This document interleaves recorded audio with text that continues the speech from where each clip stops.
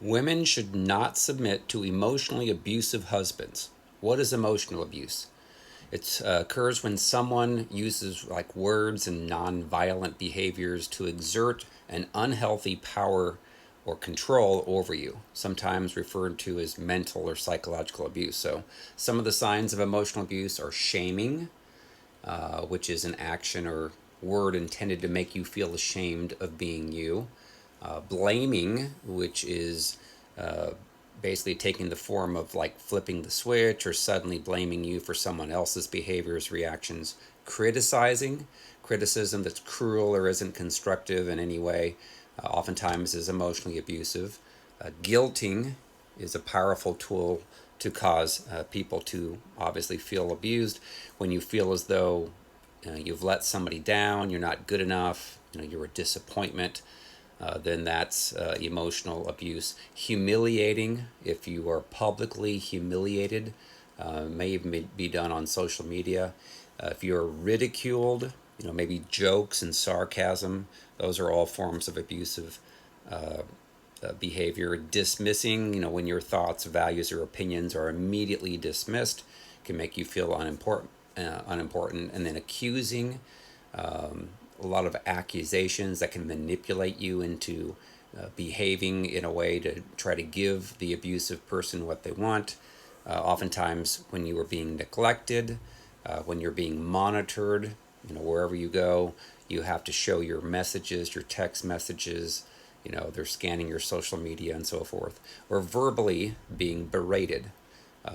Doesn't have to be subtle. Sometimes it can be, verbal attacks, mood swings, and so forth. So I personally knew of a Christian woman who stayed with an emotionally abusive husband who went to my church for like 20 years that they were together. And she got sicker and sicker and sicker over time. She ended up developing a brain tumor and dying prematurely, early at age 49. Then her husband got remarried to a healthy woman, and within a year she started to get sick because of the constant emotional abuse that was going on. So everyone's heard about how God hates divorce, that segment of the verse, but have you read the whole thing? I'm going to read the whole thing. Malachi 2:13 through 17 says, "This is the second thing you do.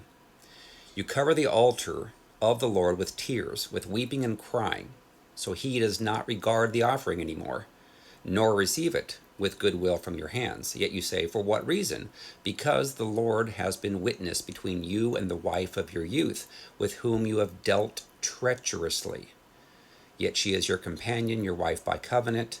But did he not make them one, having a remnant of the Spirit? And why one? He seeks godly offspring. Therefore take heed to your spirit. Let none deal treacherously with the wife of his youth. For the Lord God of Israel says that he hates divorce, for it covers one's garment with violence. Therefore take heed to your spirit that you do not deal treacherously." So the Lord does not want anyone to be abused, whether it's emotionally, physically, or sexually. And the same thing goes for women abusing men, of course.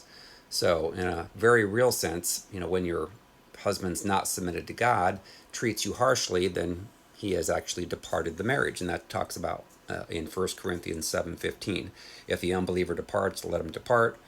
You're not under bondage in such cases. So God has called us to peace. So understand that it's important to not submit to people that are ungodly. Remember in Acts 5:1 through 11, that Sapphira submitted to her husband Ananias, and he caused her to lie about how much money that they got for selling their property. And when they told Peter, they held back money and they lied about it. Well, then Ananias died. 3 hours later, his wife Sapphira died as well. So I have a book called Freedom from Soul Wounds and Demons, helping people around the world to get healed and delivered. That book's available on Amazon in paperback, Kindle, and Audible. I also do personal sessions for people. You can go out to restored2freedom.com, click on Contact Me and submit the form, or you can call 317-459-7091. Thanks.